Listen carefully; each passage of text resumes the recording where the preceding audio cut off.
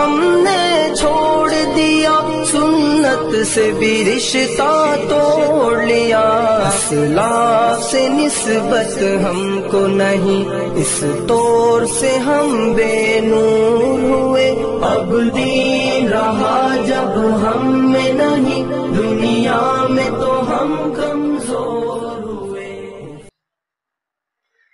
جو عذاب گناہوں سے آ رہا اور جو عذاب اعمالی غفلت سے آ رہا، لوگ ان اعمال کو چھوڑ کر عذاب کا دفاع کر رہے ہیں۔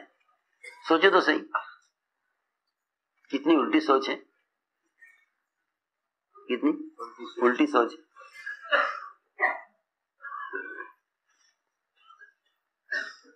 کتنی الٹی سوچ ہے۔ میں نے شروع میں عرض کر دیا تھا کہ ملائکہ کے نزول کے دو موقع ہیں، ایک انفرادی دعوت اور دعوت کے لیے میدانوں میں اترنا، دوسرے علم کے حلقے کہ فرشتے اپنے بھروسہ آسمان تک ان کو گھیر لیتے ہیں اور اللہ رب العزت ان سے بہتر مخلوق ان کا ذکر فرماتے ہیں۔ تو میں نے عرض کیا کہ بڑے بڑے حادثے ہوتے ہیں دنیا میں، لوگ کیا کہتے ہیں کہ اتفاق سے ہو گیا۔ کس سے ہو گیا؟ اتفاق کوئی چیز نہیں ہے، اتفاق کوئی چیز نہیں ہے۔ اور اگر تھوڑا سا غور کیا جائے تو اتفاق سے ہونا ہی دہریت ہے۔ یہ کہنا کہ اتفاق سے ہو گیا، یہ کیا ہے؟ دہریت۔ جی ہاں، سنو میں کیا کہہ رہا، اتفاق سے ہو گیا دہریت ہے۔ اتفاق سے ہو گیا کہنا دہریت ہے۔ کیا مطلب ہے؟ اتفاق کا مطلب ہوتا ہے کہ بھئی یہ اس کا کوئی سبب نہیں ہے تو خود بخود ہو گیا، یہ خود بخود ہو گیا۔ بس کسی کو کہنا خود ہو گیا، اس کا مطلب یہ ہے کہ اللہ نے نہیں کیا، مخلوق سے ہو گیا۔ اسی کو دہریت کہتے ہیں، اسی کو دہریت کہتے ہیں۔ دہریوں کا کہنا کیا ہے؟ دہریوں کا کہنا یہ ہے کہ اللہ کائنات بنا کر فارغ ہو گئے ہیں، اب کائنات میں جو ہو رہا ہے کائنات سے ہو رہا ہے۔ فرماتے تھے اللہ فرماتے تھے کہ خالق کائنات سے ہونے کا یقین جب پیدا ہوگا جب اس کے غیر سے ہونے کی تمام شکلوں کا انکار کرو گے، اور تم اس کی ذات سے فائدہ جب اٹھا سکتے ہو جب اس کے ماسوا کا یقین دل سے نکالو۔ اس لیے کہ اللہ کی ذات عالی سے فائدہ اٹھانے کے لیے کائنات کا یقین نکلنا شرط ہے، شرط۔ ہم نے عرض کیا کہ چھوٹی سی بات پیش آئی کہ صحابی کا سر دیوار سے ٹکرا گیا، صحابی کا سر فوراً حاضر خدمت ہے۔ عرض کیا کہ آج میرا سر دیوار سے ٹکرایا اور اس وقت میری نظر ایک عورت پر پڑی تھی، یہ کیا ہوا؟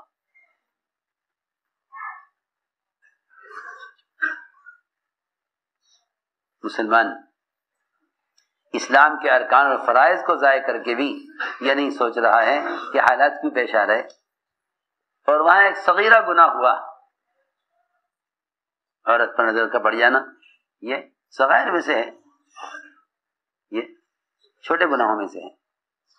اور چھوٹے گناہ وہ ہوتے ہیں جن کو نیکیاں جنہیں ختم کر دیتی ہیں، نیکیاں ان گناہوں کو ختم کر دیتی ہیں۔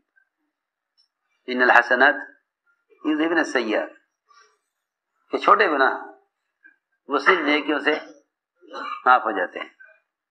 آدمی سے گناہ ہو جائے چھوٹا، آئے وضو کرے، نماز پڑھ لے 2 رکعت، یا لا الہ الا انت سبحانک انی کنت من الظالمین، یا لا الہ الا اللہ وحدہ لا شریک لہ۔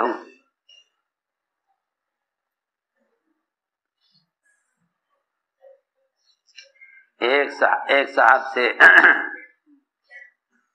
گناہ ہوا، آپ نے صرف اتنا پوچھا ان سے کہ تم مسلمان ہو؟ ایک صاحب سے گناہ ہوا، آپ نے پوچھا انہیں تم مسلمان ہو؟ انہوں نے یہ نہیں کہا میں مسلمان ہوں، بلکہ انہوں نے کلمہ پڑھا، کلمہ پڑھ کے بتایا کہ میں مسلمان ہوں۔ اس زمانے میں تو مسلمان قومیت کے اعتبار سے مانا جاتا ہے یا ملک کے اعتبار سے مسلمان مانا جاتا ہے، جی اسلامی ملک ہے، مسلمان ہے نہیں۔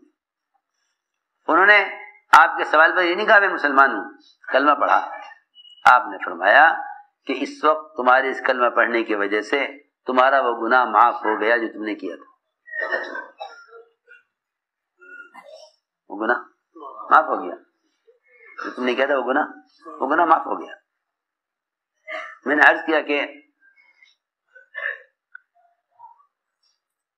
صغیرہ گناہ ہوا، عورت پر نظر پڑی، سر ٹکرا گیا، صحابی نے جا کر آپ سے عرض کیا یہ کیا ہوا؟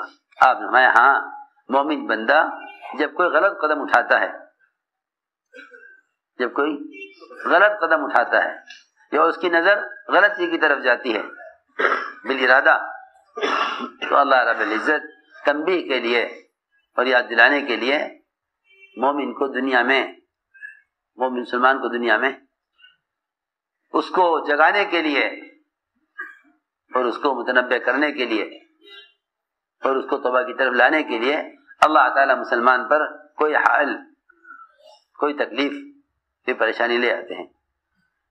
ورنہ حدیث میں آتا ہے کہ کافر کی پہچان یہ ہے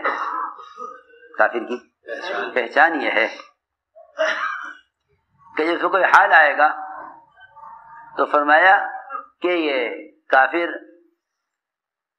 اس جانور کی طرح ہے، کہ اس کو باندھ دیا جائے، کھول دیا جائے، اسے پتہ نہیں کہ کیوں باندھا گیا تھا، کیوں کھول دیا گیا، کھول دیا گیا۔ آپ میں سے کسی کے گھر میں بھینس ہوگی، کبھی بھینس کا مزاج ہے دودھ روک لیتی ہے، کیوں بھائی؟ آپ بیٹھے، پانی کا چھینٹا بھی مارا، تھن بھی سہلائے، بھینس دودھ ہی نہیں دے رہی، تو وہ لاوے بچے کو کھول کے، بھینس کے بچے کو کھول کے لاوے، اور بھینس بچے کو دیکھے، جیسے ہی وہ بچہ تھن کو منہ لگاوے اور بھینس دودھ چھوڑ دے اور یہ بچے کو لے جا کے باندھ دے، دودھ نکالے، نہ بھینس کو خبر کیا ہوا، کیوں بھائی؟ نہ بھینس کو خبر کیا ہوا، نہ بچے کو خبر۔ حدیث میں ہے فیما عقل و فیما ارسل، کہ اس بچے کو کیوں کھول کے لایا گیا تھا، پھر کیوں لے جا کے باندھ دیا گیا، پتہ ہی نہیں۔ کیسی عجیب حدیث ہے، یہ بتانے کے لیے مسلمانوں کو، قیامت تک آنے والے مسلمانوں کو، کہ اگر تمہیں کسی بیماری مبتلا کیا جائے یا تمہیں کسی حال میں باندھ دیا جائے تو تم جانور کی، کافر کی طرح نہیں ہو، تو تمہیں پتہ ہی نہ چلے کہ بیماری کیوں آئی تھی اور کیوں چلی گئی اور کیوں ہمیں باندھ دیا گیا تھا، کیوں کھول دیا گیا۔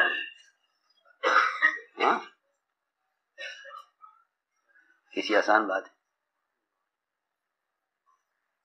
بلکہ اس لیے کہ تم ان حالات میں اپنے گناہوں کو یاد کرو، ہمیشہ یاد رکھو، نعمتوں میں اعمال کو یاد کیا کرو، تو دو چیزیں پیدا ہوں گی، ایک شکر کی کیفیت پیدا ہوگی اور دوسرے اعمال کا یقین بڑھ جائے گا۔ جب تمہیں حالات اچھے ہوں اور دکانوں میں آمدنی ہو رہی ہو، زمین سے غلہ مل رہا ہو اور تمہیں ہر قسم کی خیر مل رہی ہو، تو کبھی بھی ان اچھے حالات کو اسباب سے مت جوڑنا،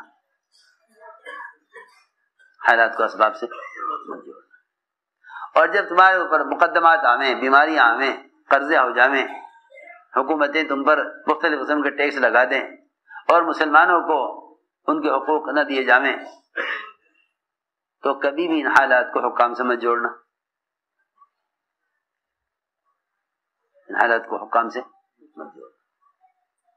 جب تم پر حالات تنگی کے آویں تو ان حالات کو حکام سے مت جوڑنا، اور جب تم پر حالات فراخی کے آویں تو ان حالات کو اسباب سے مت جوڑنا۔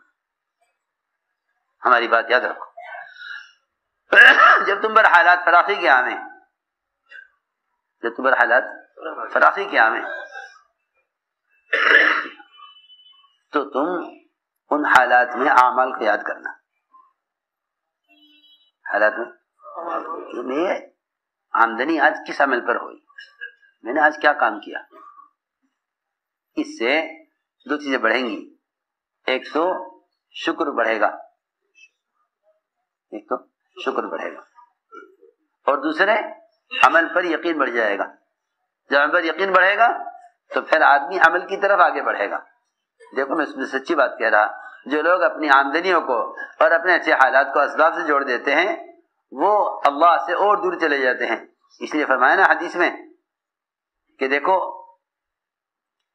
جب مال آئے گا اور اسباب ملیں گے اور تمہیں یہ سہولتیں ہوں گی تو ایسا نہ ہو کہ یہ سہولتیں اور یہ اسباب تمہیں پچھلی امتوں کی طرح غفلت میں ڈال دیں اور یہ تمہیں ہلاک کر دیں اس طرح پچھلوں کو ہلاک کیا ہے. صحیح حدیث ہے, صحیح حدیث ہے.